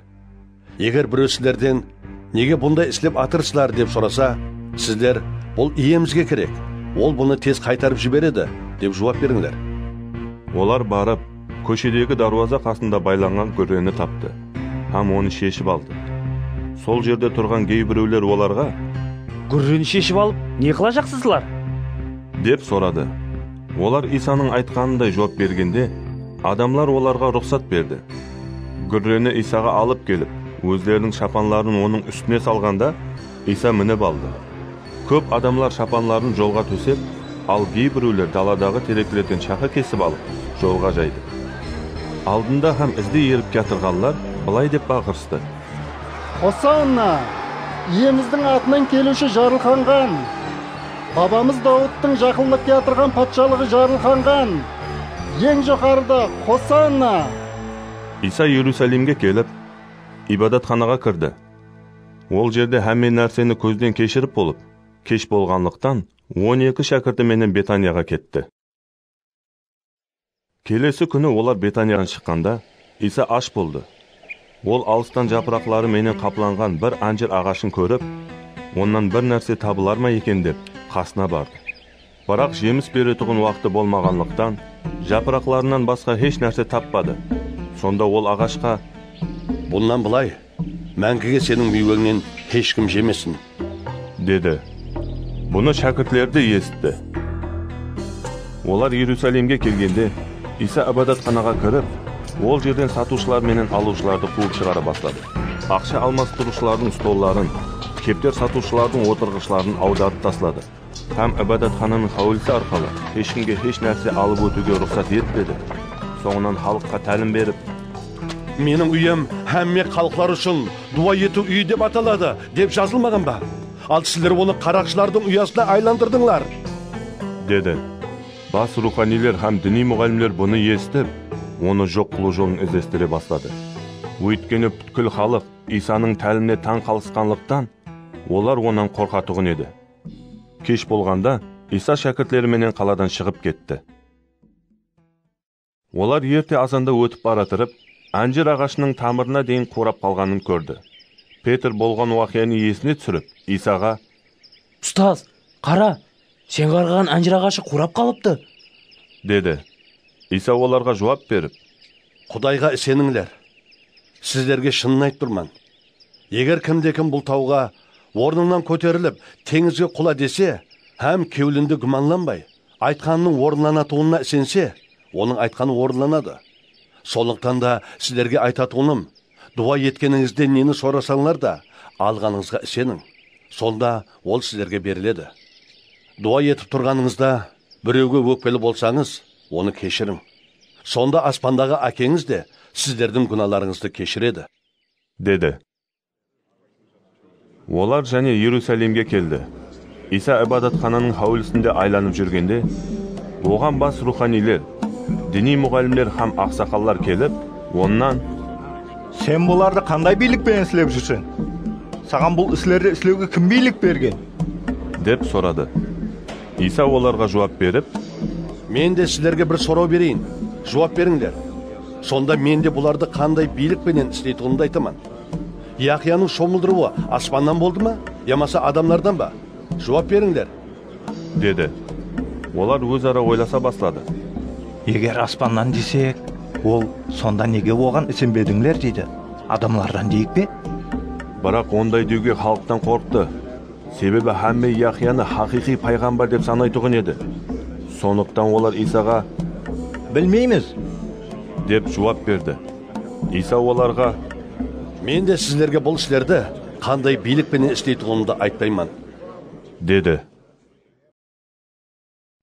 Марк жазған хош хабар, 12 бап. İsa оларға тымсаллар менен сөйлей башлады. Bir adam жүзім бағын отырғызып, оны дивол менен қоршапты. Һәм жүзімнің суын сығуға арналған шұқыр қазып, күзет мұнарасын орнатыпты. Соңынан бағын диқанларға ижараға беріп, өзі ұзақ жерге кетіп қалыпты. Тері маусымы келгенде, ол бағдың жемісінен тиісті үлесін алу үшін диқанларға өзінің бір қызметшісін жіберіпті. Бірақ олар қызметшіні ұстап алып сабап, құрғол қайтарыпты. Ол және оларға басқа қызметші жібергенде, оның басын жарып, биябырай қылыпты. Сонда ол және басқа бір қызметші жібергенде, олар оны өлтіріпті. Ол және де көп басқа қызметшілерін жібергенде, кейбіреулерін сабап, кейбіреулерін өлтіріпті. Енді бір ғана адам оның сүйіклі ұлы қалыпты. Ең ақырында ол ұлымды hürmet етер деп оларға өз ұлын жіберіпті. Бірақ диқанлар бір-біріне бұл мирас қорғы, жүріңдер, оны өлтірейік, сонда мирас мүлкі біздерге қалады десіпті. Солай етіп, оны ұстап алып өлтіріп, жүзім бағынан сыртқа шығарып тастапты. Енді жүзім бағының иесі не істейді? Ол келіп диқанларды жоқ қылады да, жүзім бағын басқаларға береді. Сіздер мына мұхаддис жазуды оқымағансыздар ма? Құрылысшылардың керексіз деп тастаған тасы үйдің мүйішінің текарғы тасы болды. Иеміз қылған бұл іс көзімізге әжайып көрінді. Олар бұл тымсалдың өзлеріне қарсы айтылғанын біліп, Исаны қолға алуға тырысты. Бірақ халықтан қорқанлықтан оны қалдырып, кетіп қалды. Соңынан олар Исаны сөзінен тұту үшін Парисейлердің һәм Хиродтың адамларының кейбіреулерін оған жіберді. Олар Исаға келіп, «Ұстаз, біздер сенің дұрыс адам екеніңді, һәм жағымпазлық етпейтініңді білеміз. Өйткені сен адамлардың бет жүзіне қарамай, Құдайдың жолын дұрыс үйретіп отырсың. Рим патшасы Қайсарға салық төлеу дұрыс па, ямаса надұрыс па? Төлеуіміз керек пе, ямаса керек емес пе?» деп сұрады. Бірақ Иса олардың екі жүзділігін біліп, «Мен неге сынап атырсыздар? Маған бір динар әкеліңдер, көрейін», деді. Олар алып келгенде, ол, «Бұнда кімнің суреті бар, һәм кімнің аты жазылған?» деп сұрады. Олар, «Рим патшасы Қайсардың», деді.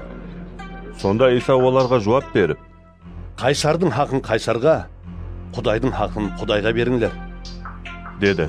Олар оған таң қалысты. Соңынан қайта түрлі жоқ деуші саддукейлердің бірнешесі Исаға келіп, «Ұстаз, Муса біздерге, егер біреудің ағасы баласыз өліп, хаялын қалдырса, інісі оның хаялын алып, өз ағасының ұрпағын дауам еттірсін деп жазып қалдырған. Ағайынды 7 жігіт бар еді. Олардың біріншісі үйленіп, ізінде бала қалдырмай өліп кетті. Сол хаялды екіншісі алып, ол да ізінде бала қалдырмай өліп кетті. Үшіншісіне де солай болды. 7 ағайынлының еш қайсысы да ізінде бала қалдырмастан өліп кетті. Ең соңында хаялдың өзі де қайтыс болды. Олар қайта тірілгенде, хаял қайсының хаялы болады? Себебі ол 7-еуіне де хаял болған ғой», деп сұрады. Иса оларға жауап беріп, «Сіздер мұхаддис жазуларды да Құдайдың құдіретінде білмегендіктен алжасып тұрсыздар. Өйткені адамлар өлімнен қайта тірілгенде үйленбейді де, тұрмысқа да шықпайды. Ал аспандағы періштелер сияқты болады. Өлгендердің қайта тірілуі туралы Мусаның кітабында жанып тұрған пұта хақында аятта Құдайдың не айтқанын оқымағансыздар ма? Құдай Мусаға, мен Ибраимның құдайыман, Исақтың құдайыман, Яқыптың құдайыман деген ғой. Құдай өлілердің емес, ал тірілердің құдайы. Сіздер қатты алжасып тұрсыздар», деді. Діни мұғалімдердің бірі олардың тартысларын естіді. Исаның оларға жақсы жауап бергенін көріп, оннан, «Бұйрықлардың ішінде ең бастысы қайсы?» деп сұрады. Иса оған, «Ең басты бұйрық бұл: тыңла Израиль, Құдайымыз болған иеміз, жалғыз иеміз. Ием болған Құдайыңды бүткіл жүрегің, бүткіл жаның, бүткіл ақыл ойың, һәм бүткіл күшіңмен сүй. Екіншісі мынадай: өзіңді сүйгенің сияқлы, жаныңдағы адамды да сүй. Бұлардан ұлы бұйрық жоқ», деді. Діни мұғалім оған, «Ауа ұстаз, Құдай жалғыз, оннан басқа Құдай жоқ деп дұрыс айттың. Құдайды бүткіл кеуілің, бүткіл ақылың, бүткіл күшің менен сүйүү, һәм өзіңді сүйгенің сияқлы, жаныңдағы адамды да сүйүү, жағылған һәмме құрбанлықлардан, һәм Құдай жолына берілген садақалардан артық, деді. Иса оның ақылға сай жауап бергенін көріп, сен Құдай патшалығынан алыс емессің, деді. Соннан соң, оған сұрау беруге ешкімнің батылы бармады. Иса ибадатханада адамларға тәлім беріп атырып, қалайынша діни мұғалімдер Масихты Дауыттың ұрпағы дейді. Дауыттың өзі мұхаддис ұрықтан ilhamlanып, былай деген ғой: ием менің иеме айтты, дұшпанларыңды аяғының астынан бастырмағанымша, менің оң жағымда отыр. Дауыттың өзі оны ием деп атаған болса, ол қалайынша оның ұрпағы болады? деп сұрады. Көп халық оны қуанышпенен тыңлады. Иса тәлім беріп, діни мұғалімдерден сақ болыңлар. Олар ұзын киім киіп жүруді, базар майданларында өздеріне сәлем берілуін, мәжілісханаларда сыйлы орында, зияпатларда төрде отыруды жақсы көреді. Олар жесір хаяллардың үйлерін жалмап жұтып, көзге көріну үшін ұзын дуа етеді. Бұндай адамлар ең ауыр жаза алады, деді. Иса ибадатханадағы садақа құтысының қарсысында халықтың құтыға ақша салуына қарап отырды. Байлардың көбісі көп ақша салды. Сонда бір жарлы жесір хаял келіп, 2 тиын салды. Иса шәкіртлерінің қасына шақырып алып, сіздерге шынын айттырман, бұл жарлы жесір хаял құтыға ақша салғалардың әммесінен көп салды. Себебі олардың әммесі өз байлықларынан ауысқанын салды. Ал бұл хаял жарлы болса да күн көрісіне керекті барлық ақшасын салды, деді. Марк жазған Хош хабар, 13 бап.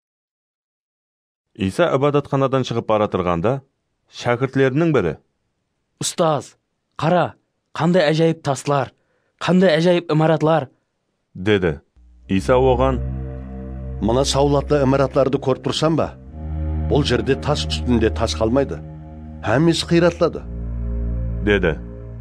Соңынан Иса Зайтун тауында ибадатхананың қарсы алдында отырғанда, Петр, Яқып, Юхан һәм Андрей аулақта оннан: біздерге айт, бұлар қашан болады? Һәм бұлардың әммесінің болатығының қандай белгі білдіреді? деп сұрады. Сонда Иса оларға былай деп айта бастады: біреулердің сілерді алдауынан сақ болыңлар. Өйткені көплер менің атым менен келіп, мен Масихпан деп көп адамларды алдайды. Сіздер ұрыстардың шауқымын, һәм ұрыстар хақында мыш-мышларды естігенде қауітерленбеңлер. Бұлардың болуы шарт, бірақ бұл елі ақыры емес. Себебі миллет-миллетке қарсы, патшалық-патшалыққа қарсы көтеріледі. Көп жерлерде жер сілкінулер һәм ашаршылықтар болады. Бұл уақиялар толғақ азабының бастануындай болады. Өздеріңізге сақ болыңлар. Өйткені сіздер үкім етілуге ұстап берілесіздер, һәм мәжілісханаларда таяқ жейсіздер. Және де мен себеплі хакімлер һәм патшалардың алдарына апарылып, оларға гуалық бересіздер. Бірақ дәслеп, хош хабар һәмме халықларға жариялануы шарт. Сіздерді ұстап алып, үкім етуге апара тұрғанда, не айтуды ойлап, алдын ала тынышсызланбаңлар. Сол уақытта сіздерге не берілсе, соны айтыңлар. Себебі сіздер емес, ал мұхаддис рух сөйлейді. Туысқаны туысқанын, әкесі баласын өлімге ұстап береді. Балалары да ата-аналарына қарсы шығып, оларды өлтіреді. Менің атым себеплі сіздерді әмме жек көреді. Бірақ ақырына дейін шыдаған құтқарылады. Вайран етуші жеркенішілінің тұруға болмайтын жерде тұрғанын көргеніңізде, оған адам мәнсін түсінсін. Яхудиядағылар тауларға қашсын. Кім-де-кім үйінің төбесінде болса, төменге түспесін. Һәм бір нәрсе алайын деп үйіне кірмесін. Ал кім-де-кім атызда болса, шапанын алу үшін ізіне қайтпасын. Сол күндері жүклі һәм емізулі хаялдарға қандай қиын болады. Олардың қыс маусымында болмау үшін дуа етіңдер. Өйткені сол күндері Құдай бұл дүнияны жаратқаннан бері осы күнге дейін болмаған һәм қайтып болмайтын апат болады. Егер иеміз сол күндердің санын қысқартпағанда, ешкім аман қалмас еді. Бірақ ол өзінің таңлап алғанлары үшін сол күндердің санын қысқартты. Сонда егер сілерге біреу: қараңлар, Масих бұл жерде, ямаса қараңлар, ол ана жерде десе, сенбеңлер.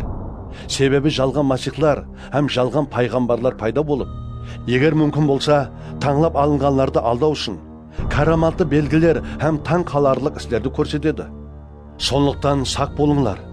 Мен һәммесін сіздерге алдын ала айтып атырман. Бірақ сол күнлері, сол апаттан кейін күн қараңғыланады. Ай өз жақтысын түсірмейді. Жұлдыздар аспаннан түсіп, аспан күштері сілкінеді.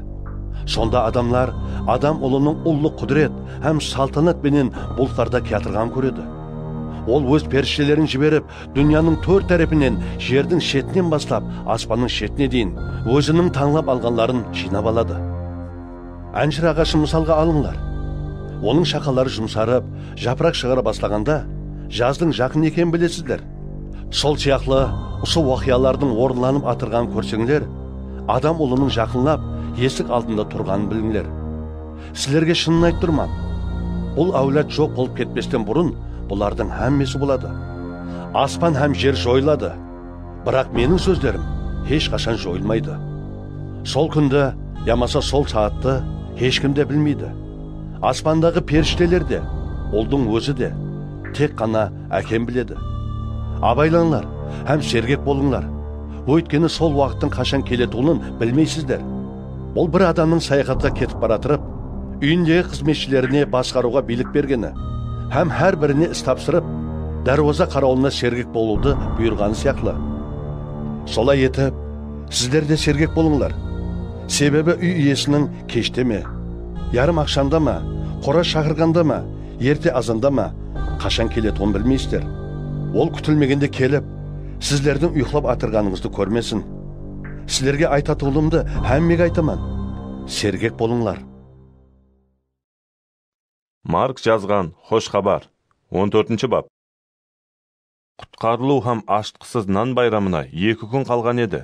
Бас руханилер һәм діни мұғалімлер Исаны хилеменен ұслап алып, өлтірудің жолын іздестірді. Бірақ олар халық арасында қозғалаң болмау үшін бұл істі байрам күндері істемейік десті. Иса Бетанияда бұрын мақау кесел болған Симонның үйінде дастұрхан басында отырғанда, мәрмер ыдысса сап нарттан ісленген қымбат бағалы әтір майы бар бір хаял келді. Ол ыдысты сындырды да майды Исаның басына құйды. Кейбіреулер ашуланып, бір-біріне бұл май неге бекарға ысырап етілді? Оны 300 динардан да қымбатыраққа сатып, ақшасын жарлыларға үлестіріп беруге болар еді ғой, десіп, хаялды айыплай бастады. Бірақ Иса хаялды тынышына қойыңлар. Оны неге ұялтып атырсыздар? Ол маған жақсылық істеді ғой. Өйткені жарлылар сіздерменен барқұлла бірге. Оларға қалған уақытыңызда жәрдем бере аласыздар. Бірақ мен сіздерменен барқұлла бірге болмайман. Ол қолынан келгенін істеді. Менің денеме алдын ала әтір май құйып, оны жерлеуге тайырлады. Сіздерге шынын айттырман. Қош хабар дүнияның қай жерінде жарияланса да, бұл хаял еске алынып, оның істеген ісі айтылатын болады, деді. Соңынан 12 шәкірттің бірі болған Яхуда Искариот Исаны ұслап беру үшін бас руханилерге барды. Олар бұны естіп, қуансып қалды, һәм оған күміс теңге беруді уәде етті. Яхуда да Исаны ұслап беруге қолайлы пайт ізледі. Аштықсыз нан байрамының бірінші күні құтқарылу байрамының қозысы шалынғанда, шәкіртлері Исаға Құтқарылу байрамының асын жеуің үшін біздердің қай жерге барып тайырлық көруімізді қалайсың? десті. Ол шәкіртлерінің екеуін жіберіп, оларға қалаға барыңлар. Ол жерде сіздерге көземенен су көтеріп кеткен адам кездескенде, оның ізіне еріңлер. Ол кірген үйдің иесіне, ұстазымыз, шәкіртлерім менен бірге байрам асын жетуін бөлмеғане, деп сұрап атыр деңдер. Ол сілерге төсектер төселіп таяр тұрған шоқардағы үлкен бөлмені көрсетеді. Біздерге сол жерде байрам асын таярлаңлар, деді.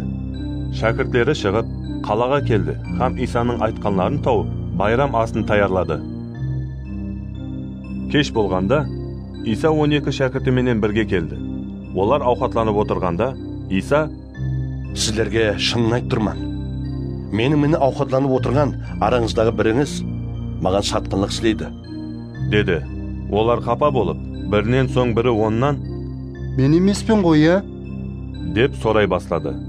Иса оларға жауап беріп, 12 шәкіртімнің бірі. менен бір табаққа нанын малып атырған адам сол. Адам ұлы өзі хақында жазылғандай баратыр. Бірақ адам ұлына сатқынлық қылушы әсірет шегеді. Ол адамның бұл дүнияға келмегені өзі үшін жақсырақ болар еді, деді. Олар ауқаттанып отырғанда Иса нан алып, Құдайға шүкірлік етті. Оны сындырып, шәкіртлеріне берді де: алыңлар, бұл менің денем, деді. Соң кесені алып, Құдайға шүкірлік етті де, оларға берді. Оннан әммесі ішті. Оларға: бұл көп адамлар үшін төгілетуін, жаңа келісімді бекітетуін менің қаным. Сіздерге шынын айттырман.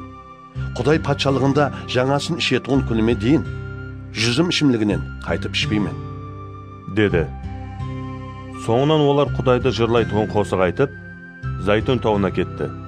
Иса оларға: сіздердің әммеңіз мені таслап кетесіздер. Себебі былай деп жазылған: шопанды ұрғанымда қойлар тарқап кетеді. Бірақ қайта тірілгеннен кейін сіздерден бұрын Галилаға барман, деді. Петр оған: сен әммесе таслап кетсе де, мен таслап кетпеймен, деді. Сонда Иса оған: саған шынын айтып тұрман. Бүгін түнде қораз 2 рет шақыраман дегенше, сен менен 3 рет танасаң, деді. Бірақ Петр қызып кетіп: маған сенің менен бірге өлуге тура келсе де, сенен ешқашан танбайман, деді. Қалғанларының әммесі де солай деді. Олар Гетсемани деп аталатығын жерге келді. Иса шәкіртлеріне: мен дуа етіп боламан дегенше, сіздер осы жерде отырыңлар, деді. Өзі менен бірге Петр, Яқып һәм Юханды алып, қатты қауетерленіп, қинала бастады. Оларға: жаным өлердей қиналып тұр. Сіздер осы жерде қалып, сергек болып тұрыңлар, деді. Шетірек шығып, жерге жығылды да, мүмкін болса бұл сағаттың өзінен өтуін сорап, дуа ете бастады. Әке жаным, саған әммесі мүмкін. Бұл азап кесесін менен өткізіп жібер. Бірақ менің емес, сенің қалегенің болсын, деді. Иса шәкіртлерінің қасына қайтып келіп, олардың ұйқылап атырғанын көрді де, Петрге: Симон, ұйқылап атырсан ба? Ұйқыламай 1 саатта отыра алмадың ба? Азғырылмауыңыз үшін сергек болып дуа етіңдер. Рух қалейді, бірақ дене әлсіз, деді. Ол және барып, сол сөздерін айтып, дуа етті. Қайтып келіп, олардың және ұйқылап атырғанын көрді. Өйткені көзлерін ұйқы басқан еді. Олар Исаға не деп жауап берерін білмеді. Иса 3-ші рет қайтып келіп, оларға: сіздер елі ұйқылап, демалып атырсыздар ма?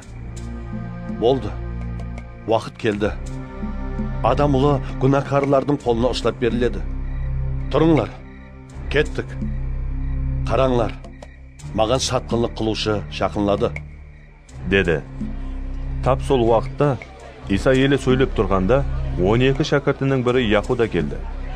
Оның менен бірге бас руханилер, діни мұғалімдер һәм ақсақалдар жіберген бір топар адамлар бар еді. Адамлар қолына қылыш һәм шоқмар ұстаған еді. Сатқынлық қылушы оларға белгі беріп: мен кімді сүйсем, ол соның өзі. Оны ұстап, абайлап алып кетіңдер, деген еді. Яхуда келді де, дәру Исаға жақындасып, оған: ұстаз, деп оны сүйді. Ал адамлар Исаға қол салып, ұстап алды. Бірақ Исаның қасында тұрғанлардың біреуі қылышын суырып алып, бас руханидың қолының құлағын шауып таслады. Сонда Иса оларға: мені ұстау үшін жинаятшыға қарсы шыққандай болып, қылыш һәм шоқмар алып келдіңдер ме? Мен әр күні сіздерменен ибадатханада бірге болып, тәлім бергенімде мені ұстамадыңлар. Бірақ мұхаддис жазулар орынлануы шарт, деді. Сонда шәкірттерінің әммесі оны таслап қашып кетті. Жалаңаш денесіне тауар ораған бір жас жігіт оның ізіне еріп баратыр еді. Олар оны ұстап алғанда, ол оранған тауарын таслап жалаңаш қашып кетті. Олар Исаны бас руханиге апарды. Ол жерге әмме бас руханилер, ақсақаллар һәм діни мұғалімдер жиналды. Petr İsa'ga bas ruhaniyning hovlisining ishine deyin uzoqdan yerib kelib, hovlida saqchilar menen birga o'tqa jilinib o'tirdi. Bas ruhaniylar ham butkul jo'qari kenges İsa'ni o'lim jazosina hukm etish uchun o'g'an qarshi guvohlik izladi, biroq taba olmadi. Sebebi ko'p odamlar o'g'an qarshi jalg'on guvohliklar bersa-da, guvohliklari bir-birine saykiz kelmas edi. So'ngidan geybirovlar o'rnidan turib, o'g'an qarshi jalg'on guvohlik berib, bizler onun adam qo'lidan qurilgan bu ibodatxonani men buzib tashlab, 3 kunning ishinde adam qo'lidan qurilmagan boshqa ibodatxona quraman deganini eshitdik, dedi. Biroq ularning guvohligi da saykiz kelmedi. Sonda bas ruhaniy o'rtaga chiqib, İsa'dan Олар саған қарсы guvohlik berib atыр. Sen nega hech javob bermaysan? deb so'radi. Biroq İsa indamadi, ham hech javob qaytarmadi. Bas ruhaniy ondan jani, Alg'islining uli Masih sen bisan? deb so'radi. İsa, Ава, мен. Sizler adam uluның, құдіретлі Құдайдың оң жағында отырғанын, hem aspanдағы бұлттарда kiyatırganын көресіздер, dedi. Sonda bas ruhaniy o'z kiyimlerini jırtib, Endi bizlerge guvohlarding nega keregi var? Xudayga til tegizgenini eshitdinglar-ku. Sizlerдің qararınız qanday? dedi. Ularning hammasi İsa'ni o'lim jazosina hukm etуге qara berdi. Beybirovlar o'g'an tupure boshladi. Ham betin baylab, onu mushlab urdi da, o'g'an Qaniki, valilik et. desdi. Saqchilar da onu shapaloq bilan urdi. Petr ishki hovlida o'tirganda, bas ruhaniyning sho'ri qizlarining biri keldi. Ol o'tqa jilinib o'tirgan Petrni ko'rib, o'g'an tigilib qaradi da, Sen de sol Nasral İsa menen birge edin-go, dedi. Biroq Petr tanib, Sening ne aytib turganingni bilmayman, ham tushunmayman, dedi de, sirtqi hovliga chiqib ketdi. Sho'ri qiz onu ko'rib, sol yerdagilarga jani, Bul adam solardın biri. deb ayta boshladi. Biroq Petr jani tanidi. Birozdan so'ng sol yerda turganlar Petrga, Расында да, sen солардың бірісің. Өйткені Галил алсаң-го, dedi.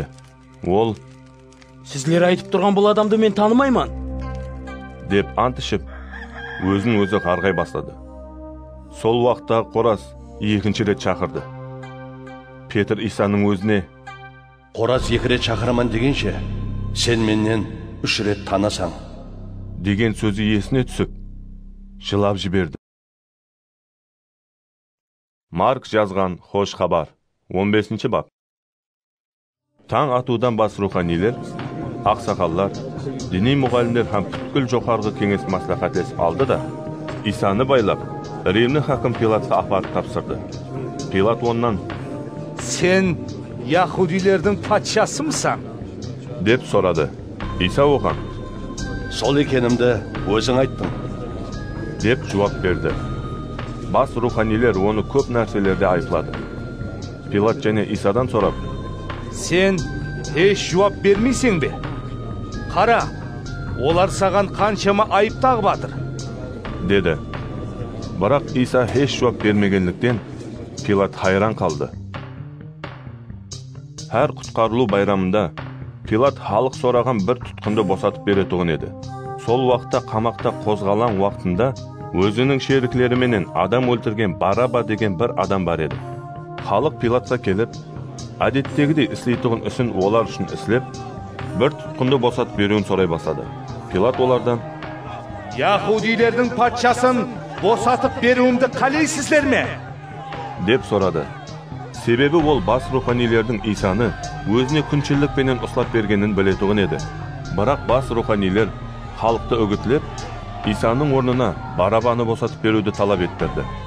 Pilat ularga jani, Olay bolsa, sizler Yahudilerдің patşası deb atagan adamga ne isleyin? dedi. Ular, Ona atana qaqashqa chegilar, deb baqirdi.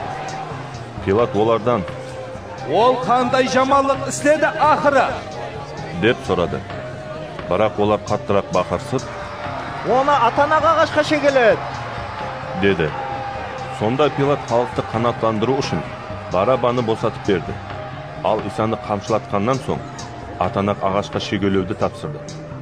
Аскерлер Исаны хөкүмет сарайынын ички хавылсына алып барып, бүткүл аскерлерди жинады. Олар Исага шым кызыл шапан кийгизди де, тикенди шыбыклардан таж өрүп, басына салды. Соңунан Жасасын Яхудилердің патшасы! деп бакырса башлады. Басына камыс менен уруп, оған түкірді де, алдында тізе бүгіп тәжім етті. Масқаралап болғаннан соң, олар Исаның үстіндегі шым қызыл шапанды шешіп алып, оған өз киімін кигізді де, атанак ағашқа шегелеу үшін алып кетті. Искендер хам Руфустың әкесі, Симон деген кіренлі бір адам ауылдан кетіріп, сол жерден өтіп баратыр еді. Оны Исаның атанак ағашын арқалап алып жүруге мәжбүрледі. Олар Исаны Голгота деп аталған, яғни бас сүйек орны дегенді аңлататын жерге алып келді. Оған мірра қосылған шарапты бергенде, ол үшуден бас тартты.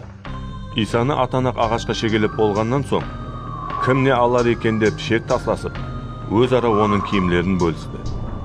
Олар Исаны атанак ағашқа шегелегенде, саат азанғы 9 еді. Оның бас бетінде айыбын көрсететұғын Яхудилердің патшасы деген жазу бар еді. Иса менен бірге екі қарақшыны да, біреуін оң, екіншісін сол тарапіне атанак ағашқа шегеледі. Өтіп баратырғалар басларын шайқады, һәм оның үстінен күліп: Ей, ібадат қаланы бұзып, оны 3 күннің ішінде қайта тіклейжақ болған сен, өзіңді өзің құтқарып, атанак ағаштан түсіп көрші, деді. Бас руханилер менен діни мұғалімлер де оны мазақ қылып, бір-біріне: Бұл басқаларды құтқарып, өзін-өзі құтқара алмайды. Израильдің патшасы Масих қазір атанак ағаштан түссін. Сонда біздер көріп, оған сенеміз, десті. Иса менен бірге атанак ағашқа шегеленгендер де оны мазақ етті. Түскі саат 12-ден баслап, түстен кейін саат 3-ге дейін бүткіл жерді қараңғылық қаплап тұрды. Саат 3-те Иса қатты дауыспенен: Элой, Элой, лама сабақтани! деп бақырды. Бұл: Құдайым, Құдайым, неге мені таслап кеттің? дегенді аңлатады. Сол жерде тұрғанлардың кейбіреулері бұны естіп: Қараңлар, ол Ильясты шақырып атыр, десті. Сонда бір адам жуырып барып, сорғышты сірке суына сіңдірді, һәм оны бір таяққа қадады да, оған ішуге беріп: Тоқтай тұрың, Ильяс келіп, оны түсіріп алар ма екен, көрейік, деді. Ал Иса қатты бақырды да жан тапсырды. Сол уақытта ибадатхананың мұхаддисханасындағы перде жоғарыдан төменге дейін қағайырылып, екіге бөлінді. Исаның қарсысында тұрған жүзбасы оның осылай жан тапсырғанын көріп: Haqiqatdan da бұл адам Құдайдың ұлы екен, деді. Сол жерде ұзақтан қарап тұрған бірнеше хаял бар еді. Олардың арасында Магдалалы Мариям, кішкене Яқып пенен Йосистің анасы Мариям һәм Саломия болды. Олар Исаға Галилада болған уақытында еріп жүріп, оған қызмет еткен еді. Ол жерде Иса менен бірге Иерусалимге келген басқа көп хаялар да бар еді. Күн кеш болды. Бұл күн таярлық күні, яғни шембі күнінен алдыңғы жұма күні еді. Сонда жоғарғы кеңестің құрметлі ағзасы, Құдайдың патшалығын күтуші Ариматиялы Юсуп келді. Ол батылық пенен Пилаттың алдына кірді де Исаның денесін сорады. Пилат Исаның әлі қашан өлгеніне хайран қалып, жүзбасыны шақыртып алды да: Өлгеніне көп уақыт болды ма? деп сорады. Жүзбасыдан біліп алғаннан соң, ол денені Юсупке берді. Юсуп кепінлік тауар сатып алды. Ол Исаның денесін атанак ағаштан түсіріп алып, кепін менен орады да, жартаста ойған қабірге қойып, қабірдің аузына бір тасты домалатып қойды. Магдалалы Мариям менен Йосистің анасы Мариям Исаның қай жерге қойылғанын көрді. Марк жазған хош хабар, 16 бап. Демалыс күні өткеннен соң, Магдалалы Мариям, Яқыптың анасы Мариям һәм Саломия Исаның денесіне жағу үшін хош иіслі май сатып алды. Олар хаптенің бірінші күні, яғни екшембі күні, қияқ шығудан таң азанда қабірге келді. өзара Кабырдың аузындағы тасты bizlerге кім домалатып берер екен? деп сөйлесті. Бірақ басларын көтеріп қарап, тастың домалатып тасланғанын көрді. Тас жүда үлкен еді. Қабірдің ішіне кірген олар оң тарепте отырған ақ киімлі бір жас жігітті көріп, қорқып кетті. Жігіт оларға: Қорқпаңлар, сіздер атана ағашқа шегеленген Насралы Исаны іздеп жүрсіздер ғой. Ол қайта тірілді. Ол бұл жерде жоқ. Міне, оның қойылған жері. Енді барып, оның шәкіртлеріне һәм Петрге ол сіздерден бұрын Галилада болады. Өзінің айтқанындай, оны сол жерде көресіздер деп айтыңлар, деді. Хаяллар қатты қорқысып, һәм қалтырасып, қабірден шығып қашып кетті. Қорққанлықтан ешкімге еш нәрсе айтпады. Иса хаптенің бірінші күні, яғни екшембі күні ерте таңда қайта тіріліп, бірінші болып Магдалалы Мариямға көрінді. Иса бұрын оннан 7 жынды қуып шығарған еді. Мариям барып, бұны Иса менен бірге болғанларға хабарлады. Олар жылап, қайғырып отырған еді. Бірақ олар Исаның тірі екенін, һәм Мариямның оны көргенін естісе де, сенбеді. Соңынан Иса ауылға бара тұрған олардың екеуіне басқаша түрде көрінді. Олар қайтып келіп, басқа шәкірттерге хабарлағанда, оларға да сенбеді.